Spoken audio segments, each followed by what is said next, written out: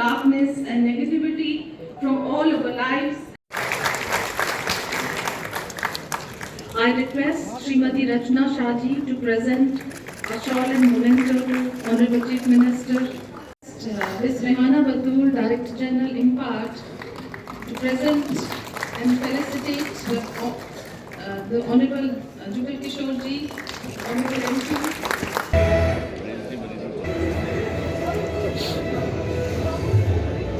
Conscious decisions we took, and I was very passionate about it, that we should move the Bharat Sarkar out of the confines of the Vigyan Bhavan of Delhi. Umar Sahab, having himself been a union minister, will bear me out that all these conventions and conferences like this were mostly held at Vigyan Bhavan because of the ease of arrangements. You just walk in, everything is in place. But I thought if we actually meant to serve the purpose of what we are doing, we have to start moving out of the national capital. So I'm glad by turn we would go to north, to south, to east, to west, to northeast, and we would follow this principle by spirit of it. For example, if we went to northeast, we didn't come back from Guwahati. We went up to the northern easternmost state of Arunachal Pradesh, held a conference at Itanagar, and I personally felt gratified that many of the senior officers, the Secretary of Government of India, said that they were traveling to Itanagar for the first time after 35 years of service. Similarly, we went to North. Honorable Chief Minister will be glad to know we've already held this conference in Srinagar, then subsequent over here. But in your term, again, we'll go back to Srinagar.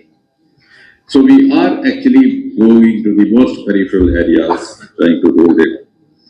And therefore, now as far as the civil services and the governance is concerned, even though Sardar Patel described this as a steel frame of governance, and some of the critics at that time described the Indian administrative service as a reincarnation of the erstwhile Indian civil service of the British Empire.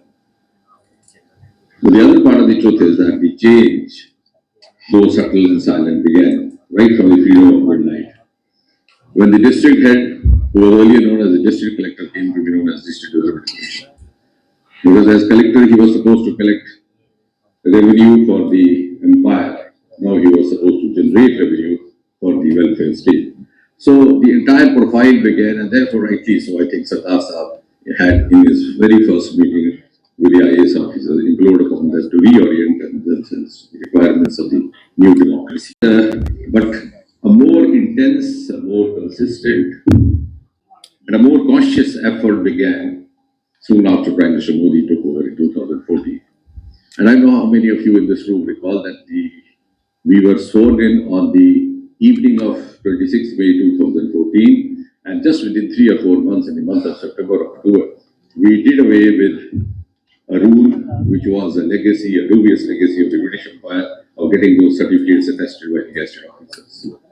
And when I myself put across that, when I came from a semi-urban background, I didn't know where to find a gazetted officer, and somebody asked me to shell out ₹5. He would do it for me.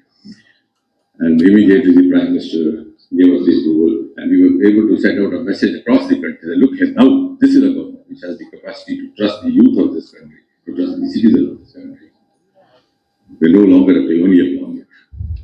And soon after that, within 3 months, on the 15th of August 2015, on the ramparts of Red Fort in his Independence Day address, Prime Minister Modi said, would we do away with the practice of conducting interviews in the recruitment, because there were a lot of complaints, nepotism, so on and so forth.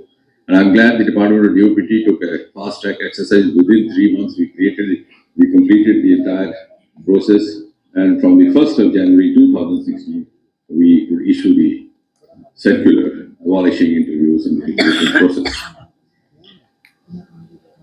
And soon after that, as you know, you have been repeatedly said by the speakers earlier, Prime Minister had given the mantra of maximum governance in your government. Now, in simple terms, what does that mean? To put it very simply, it would mean more of citizen centricity, more of accountability, more of transparency, more of timeline discipline, more of ease of procedures. And that would be optimally possible when we introduce maximum use of technology and also tend to reduce the human interface. And therefore, I'm glad, as the Honorable Chief Minister was also saying, we have resorted to online processes. At least 90% or more of the working of the Government of India is online. And having worked over the last 12 years with about 24 secretaries in Government of India with multiple departments related to me, I can say with a certain amount of confidence that I made a rule for myself not to leave a file unsigned past midnight.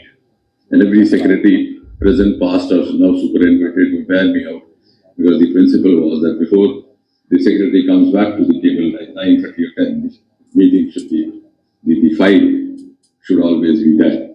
And Rachna Shah is silently smiling, I'm sure she's approving of what I'm saying or endorsing. So that is the magic of all these technologies having put to optimum use. The Honorable Chief Minister was also referring to the Darbar. I'm glad that we, the department, the same department, ARPG, helped the government of JNK also to shift over to online processes. And that has brought a tremendous ease in the Darbar move process. The crores of rupees which are spent in packing the files, binding them, unbinding them, and the time loss of 2 weeks in between has already been taken away. You just have to change your desk, change your place,